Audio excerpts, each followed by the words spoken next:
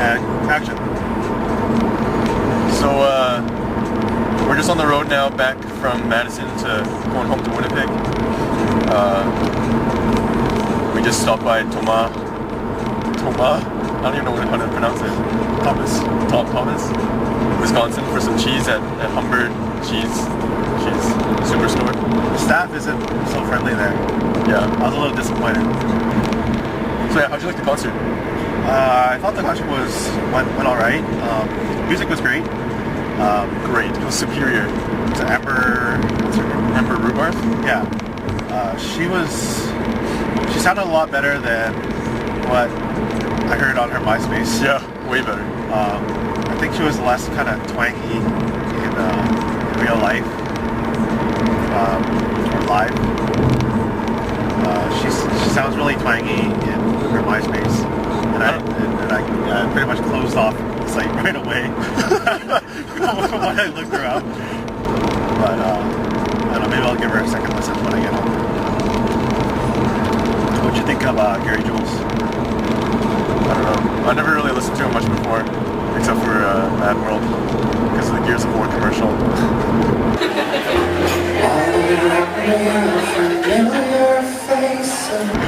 But he sounded kind of bitter about He's like all mad about it and stuff. You Being know, famous for that one song. But yeah, I like how he told stories about Background and stuff like that, like why he wrote the song and stuff. That's cool. Yeah. And Josh. Yeah, I thought he was, well, I like the slower stuff.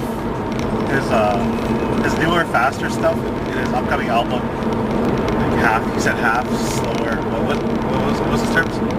Whisper rock. Whisper rock? It's still rock, but shh. And rock and roll or whatever. Yeah. His rock and roll is kind of country. Yeah, it's like country rock. Table of the four ladies. The Cougs.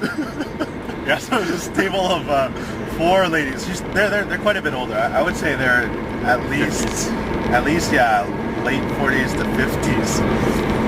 And they were just drinking up the storm, and holy cow, they were like super loud, cackling, like when it's like a quiet song and stuff. And ridiculous. Yeah, it was pretty bad. And like you see people all around us kind of staring at them. Yeah, I think they just wanted attention. Probably. They're probably bitter because all of Josh's songs were about love and stuff. Yeah, and heartbreak. So yeah, that was last night.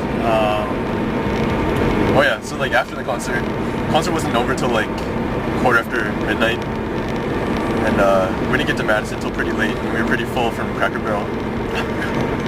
We were gonna try to find a McDonald's afterwards, so we found one, and then we tried to figure out how to get into the parking lot or whatever. Yeah.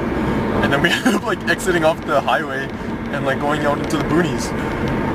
Oh no! Well, we wanted to go to Walmart because we thought it would be a 24-hour Walmart. So we actually found the Walmart, but it was closed. Tried to go to McDonald's first. Yeah. We couldn't because there was like some kind of... Oh yeah, so one thing I noticed in Madison was that the streets are like totally out of whack. They're just like crazy streets. Like there was one intersection that had like the star. It was like... It's like the star? Yeah. Cross and then diagonal. Yeah, so it was like crazy. It was like a six-way intersection. And then like, yeah, so the McDonald's, it was just off the main road. But when you turn, it was like a boulevard, so you couldn't get in there. So yeah, we detoured and we went to Walmart because we thought it would be open, but it wasn't. Yeah, but yeah, it ended up taking us like half an hour to find a McDonald's. Yeah. And then when we get to McDonald's, they only have this 6-item late menu. Six item menu. Late menu. Yeah, whatever.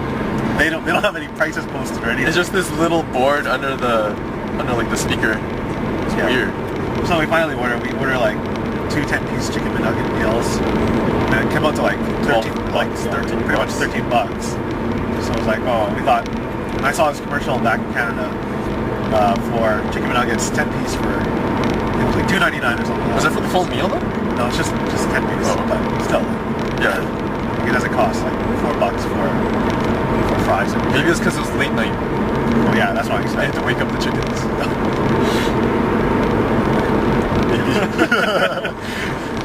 Oh, so we were, originally I think Sam wanted to do a $10 bet at the concert, but due to the lighting conditions and everything, we didn't. Or, Yeah, it was like dark and it was loud and I don't know. The only like I wanted to do it at the concert because there was like a good like probably 300 people there. yeah, 400 people. Yeah. So I think that'd be good just to get Jay to embarrass himself in front of like a bunch of people. whatever. But yeah, it'd be hard to get on camera, and I guess people probably wouldn't even notice what was going on because it was so loud, Yeah. and like the drinks were flowing. So yeah, I did a bet. The first bet of the trip. Might be the only bet of the trip. No, I'll try to get one in at lunch maybe. So on the way to Fargo, we stopped over Yeah. at Grand Forks for dinner, and a friend of mine said, "Oh, Blue Moose is pretty good," so we figured we'll go to Blue Moose. It's in East Grand Forks, which is actually in Minnesota, which I didn't know Grand Forks was on the border. No idea. But, so we get to Ho Chunk. You're a Ho Chunk. Use wish. So we get to the Moose, and I figured, oh, this would probably be a good time to do a bet. 40 beers on tap. Yeah, they have 40 beers on tap, which is pretty amazing. Waitress. Was her name Rachel? Yeah, Jennifer? so we had Jennifer? Rachel. Jennifer Aniston. Rachel. That's fine. Okay. Anyways, so in my head, how I saw the bet going was I'd get Sam to ask when stores usually close in Grand Forks, but also that one question, or one sentence to call her Didn't Clancey. say one sentence. I know, but that's what I saw in my head. So to call her Clancey 3 times, and it had to be 3 separate times. It couldn't be like Clancey. That would have been pretty good though. Clancey. Just constantly call her Clancy. And then I wanted her to be like, okay, why are you calling? Okay, you call me Clancey. Okay, why are you calling me Clancey again? So that's what I saw in my head. So anyways, you can tell the rest.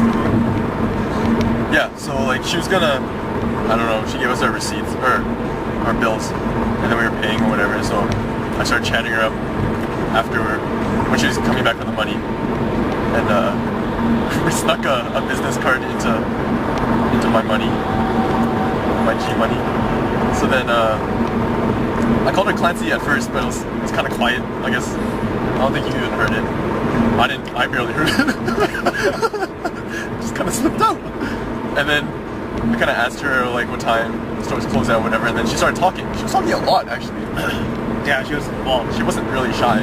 but then I think she sounded a little bit like kind of nervous talking. Like, oh, I kind of want to get out of here, because I think when she picked up your bill, she felt the business card. And she's like, what is this? She slipped me his number or something. I should have. And then you asked which. Oh yeah, she asked her if we were from here. She asked if we were from Winnipeg Yeah. or from around here. I said no. She's like, oh, you're from Winnipeg. She's like, yeah. She's like, oh, big city. I'm like, yeah, sure. And then I asked her where she was from, because we thought she had like a southern accent, It sounded like she had a southern accent. but she ended up being from St. Paul, I think. Yeah. And then she was saying that how she regretted going to Grand Forks for school or something like that. Yeah. UND. And then yeah. And then I don't know. I called her Clancey again at the end. So they were really spread apart. But Because I didn't really I don't know. think she heard you call her Clancy at all. I called the guy at Target Clancy. That was pretty loud.